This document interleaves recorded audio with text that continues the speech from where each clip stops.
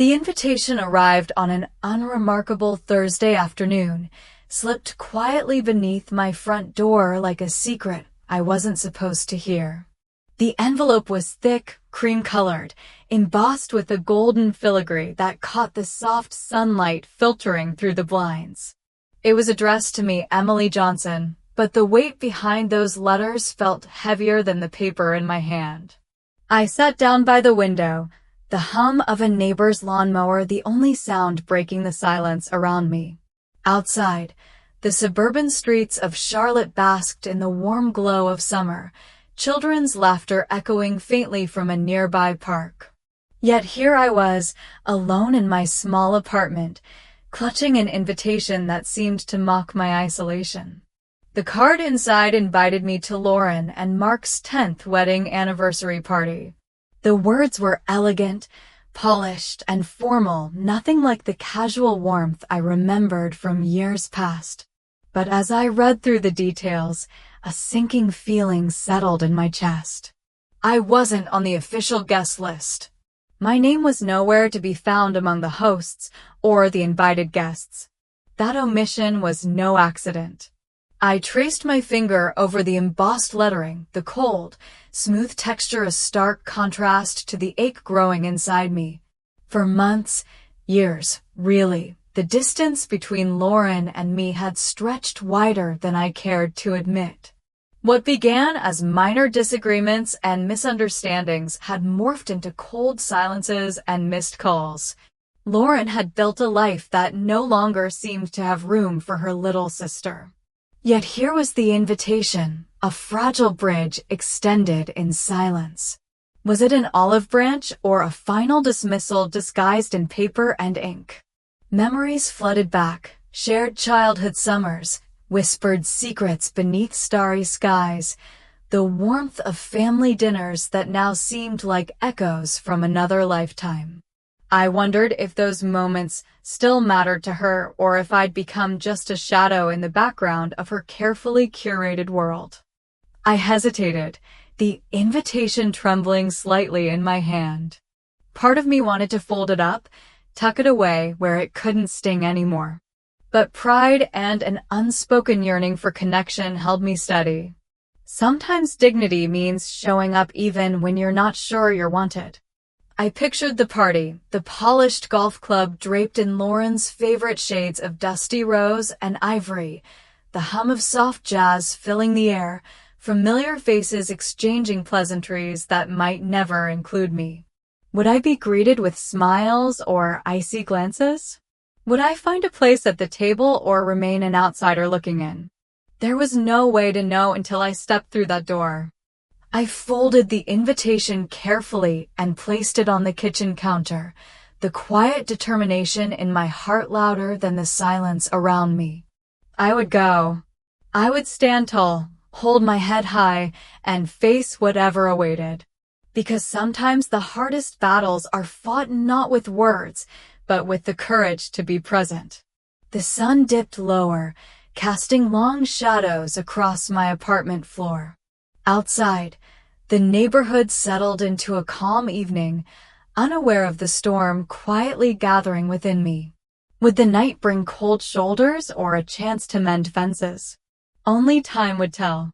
For now, all I had was this fragile invitation and the quiet hope that beneath the polished surface, there might still be a place for me. The evening air wrapped the golf club grounds in a gentle warmth, tinged with the sweet fragrance of fresh roses and gardenias. Soft jazz melodies floated through the open patio, mingling with the low hum of polite conversation and the clinking of glasses. It was a picture-perfect summer night, at least on the surface. I stepped through the grand entrance, my charcoal dress brushing lightly against my calves. The room was bathed in Lauren's favorite palette, dusty rose linens draped over tables, ivory napkins folded with meticulous care, and pale gold accents sparkling softly under the chandeliers. Waiters circulated, carrying trays laden with shrimp cocktails and champagne flutes topped with fresh berries. But as I scanned the room, a familiar hollow ache settled in my chest. The eyes that flickered my way were quick to look away. The smiles that passed over my face never fully reached the eyes of those around me. I found my seat, a lonely metal folding chair tucked inconspicuously by the kitchen door. Unlike the plush, upholstered chairs that encircled the main tables, mine was plain, almost functional, and decidedly out of place. Beside it lay a disposable napkin, folded unevenly into a sharp triangle, and a small card with only my first name scrawled in hurried handwriting. No warmth, no titles, no welcome. Lauren floated past, her smile practiced and polished, a mask that never faltered. Her eyes, however, never met mine, gliding over me like a breeze that barely stirred the air. Her laughter rang too loud, her words too carefully measured. As the night unfolded, I moved through the crowd like a ghost, unseen and unheard. A few whispered voices reached my ears, quick, clipped phrases that stung sharper than any open insult. Who invited her? She's not really part of this anymore. Is she even supposed to be here? I swallowed the rising tide of shame and anger, reminding myself why I was here, to hold my ground, to not let the silence swallow me whole. Near the bar, I caught sight of Rachel, one of Lauren's close friends. She gave me a brief nod, a flicker of sympathy that warmed the cold night. But even her gaze was cautious, as if fearing the ripple effect of crossing Lauren. Then, as the string quartet shifted to a softer melody, I saw Lauren lean toward the bar and, with a subtle flick of her wrist, slip something into a glass resting nearby. Her expression was unreadable, a secret buried behind those carefully painted eyes. Mark, standing moments later beside her, reached for the glass. He took a sip, his smile lingering for only a heartbeat before his face drained of color. His hand trembled slightly as he raised it to his chest, and a sharp breath escaped his lips. The room stilled. Conversations faded into a hush as he staggered back, his eyes widening in confusion and discomfort. Whispers turned into gasps, and the careful veneer of the party cracked ever so slightly. I watched, heart pounding, as Lauren's face tightened, her mask slipping just enough to reveal a flicker of panic beneath the surface. Had her plan gone too far? The question hung in the air, unanswered, but heavy with consequence. For a moment, the music faltered. The scent of roses mingled now with something far more bitter. And as the shadows lengthened in the corners of the room, I knew this night would mark a turning point for all of us. The night had wrapped itself around my apartment like a velvet curtain, the city outside quiet except for the occasional distant siren or the soft hum of a passing car. I sat alone on the worn couch, the glow of my laptop casting pale shadows across the room. My fingers hovered uncertainly over the keyboard, heart pounding with a mix of dread and hope. Then, a message popped up on the screen, a video file sent from Rachel. Her name flashed briefly before disappearing into the file's icon, the cursor hovering over it as if daring me to look. I clicked play. The screen flickered to life, revealing Lauren in chilling clarity. Her smile was cold, calculated, every movement deliberate. The footage showed Lauren slipping a substance into a glass, her eyes darting around to make sure no one noticed. The timestamp matched the night of the party, every second a testament to betrayal. I felt a surge of anger rise, hot and fierce, but beneath it was something stronger. A simmering resolve. This wasn't just evidence. It was a key to unlocking the truth that had been buried beneath years of silence and false smiles. Rachel's voice came through in a text. I couldn't keep watching her destroy you. This is everything you need. I replayed the video, watching Lauren's actions over and over until each frame etched itself into my memory. The realization dawned, I didn't have to be the quiet one anymore. The one who endured. The one erased. This was my moment to fight back. Plans began to form in my mind. A quiet rebellion fueled not by rage, but by a determination to reclaim my story and my place. Yet the weight of what this would mean pressed heavily. Could exposing Lauren tear the family apart? Would the fractures heal or shatter beyond repair? I leaned back, the laptop's glow dimming as I closed my eyes. In the stillness, a whisper of hope stirred, a belief that truth, no matter how painful, could bring light. And so, with a steadying breath, I made a silent promise. No more hiding. No more silence. The battle was just beginning. Mark's announcement hit the room like a thunderclap, reverberating through the walls of the family living room and spilling into the chilly winter air outside. The warmth of the fireplace did little to thaw the tension that had suddenly gripped everyone present. Guests who had once exchanged polite smiles now wore uneasy expressions, and the comfortable hum of background chatter gave way to a heavy silence thick with unspoken words. It was late December 2022 in Charlotte, and the streets outside were frosted with the first dusting of snow. Inside, the Mitchell family gathered in what should have been a festive holiday setting, but the atmosphere was anything but. The weight of Mark's revelation, that he was filing for divorce, hung heavily, settling over the room like a storm cloud ready to burst. I sat close to him, sensing the fatigue etched deep in his features. His voice was quiet, but the pain in it was unmistakable. "Emily," he said, his eyes meeting mine with a raw honesty, "I can't keep pretending anymore. The trust is gone, and the cracks are too wide to mend." Around us, family, friends, and relatives whispered in hushed tones, eyes darting between Lauren and Mark, gauging the fallout of the news. Charles and Diane, our parents, sat rigid and silent, their expressions guarded. Some faces showed sympathy toward Mark, others held judgment for Lauren.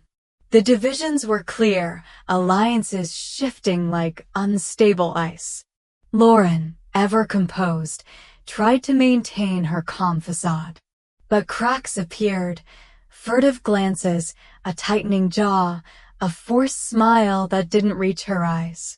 She launched a subtle attack, weaving doubts about my intentions, painting me as the villain in her carefully crafted narrative.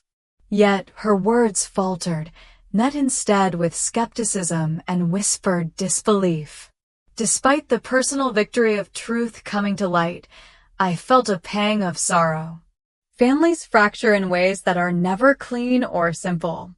The love that once bound us now seemed frayed, tangled in hurt and betrayal. Lauren's desperate attempts to discredit me only hastened her isolation. Whispers grew louder, and support shifted firmly away from her. But whether this was her last stand or the first step toward her undoing, none of us could say. As I looked around the room, the weight of the moment settled on me like a cold winter wind, bracing and sharp. The battle lines were drawn, and the path forward was uncertain. Would this fracture heal, or would it deepen beyond repair? Only time would tell, but one thing was clear: nothing would ever be the same again. I refused to let silence define my story any longer. The long months of waiting, the whispered doubts, and the heavy shadows cast by betrayal could no longer hold me captive. This was my moment to step into the light, not as a victim, but as a woman reclaiming her voice and her place. The community center was modest but welcoming, its walls bathed in the soft glow of spring sunlight filtering through tall windows. Folding chairs were arranged in a wide circle, empty but full of promise. The quiet creak of the wooden floor beneath my feet was soon joined by the gentle murmur of arriving guests, women and men from all walks of life, many carrying stories of invisibility, silence, and resilience. Rachel was there early, her familiar smile a balm against the nerves fluttering in my chest. She helped me greet attendees, some tentative, others already sharing warm embraces. A few family members lingered at the edges, their expressions unreadable, as if weighing whether to cross the threshold into this new space of honesty and healing. As the room filled, I found my voice steady and clear. This circle, I began, is built by those who know what it feels like to be overlooked, to be silenced. But tonight, we stand together, not to relive our pain, but to light a path forward. My words echoed softly, met with nods and quiet tears. We shared stories of exclusion, of struggle, of finding strength in unexpected places. I listened as others spoke, their voices weaving a tapestry of resilience that wrapped around us all. Rachel helped document the gathering, sending messages out to our wider community, extending the reach of our support. The highlight came when I stood to deliver a speech I'd rehearsed, but felt anew with every breath. In this life, rough days can weigh you down, but there's always room for grace if we remember to care for each other. Visibility is not just about being seen, it's about being heard, understood, and valued. The room erupted in heartfelt applause, faces shining with newfound hope. For the first time in a long time, I felt the heavy weight of loneliness lift, replaced by the warm embrace of belonging. Yet, as the evening waned and guests began to leave, a quiet question lingered in my mind. Would this new chapter hold the peace I'd been searching for, or was it merely the beginning of another journey? Outside, the twilight sky stretched wide and hopeful. Inside, the circle of chairs stood ready, empty once more, but waiting for the stories yet to come. The sun was dipping low, casting a soft golden light that bathed the small crowd gathered outside the community center in warmth and calm. I stood there alone for a moment, the steady earth beneath my feet anchoring me in a way it hadn't for years. The noise and turmoil of the past seemed to settle like dust, leaving behind a quiet strength that had taken root deep within. Around me, familiar faces lingered, some chatting softly, others simply savoring the peaceful evening. Rachel was nearby, her presence a comforting reminder of the friendship and support that had carried me this far. The blossoms of spring surrounded us, delicate reminders that growth often follows even the harshest winters. A small voice broke through my reverie. I looked down to see a young girl, no more than 8 or 9, her wide eyes filled with curiosity as she tugged gently at my sleeve. "Are you the lady who built this place?" she asked, her tone innocent but full of meaning. I smiled, a slow, genuine smile that reached my eyes. "I helped build it," I replied softly, kneeling to meet her gaze. "But it's a place for all of us to grow." Her eyes sparkled as she nodded and skipped away to join her grandmother, and in that moment, I understood why I had fought so hard, not just for myself, but for the future that this place represented. Reflecting on the journey that had brought me here, I felt a profound sense of peace. The betrayals, the silences, the battles, they had shaped me but no longer defined me. I was no longer the invisible sister, the quiet one erased from family memories. I was someone who had reclaimed her voice, who had turned pain into purpose. The sky above deepened into hues of orange and purple, and as twilight settled, I breathed in the cool evening air. There was no dramatic flourish, no loud triumph, just a steady, quiet strength that promised new beginnings. The future was unwritten, open, and inviting. And for the first time in a long time, I was ready to step into it.